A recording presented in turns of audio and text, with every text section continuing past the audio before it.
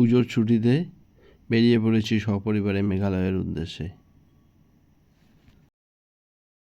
Train থেকে নামার ঠিক আগ মুহূর্তের ছবি। এই রাস্তার বিশেষত্ব হলো ডান পাশে মেঘালয়, বাঁ পাশে অসম।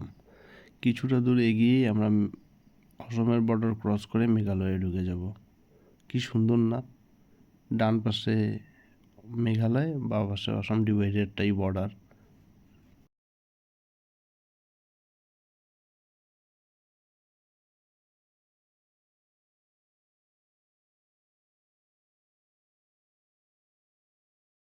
উমিয়াম লেক এশিয়ার সবচেয়ে বড় লেক।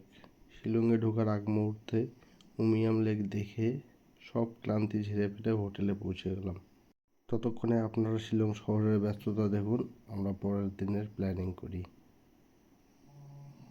টাটা।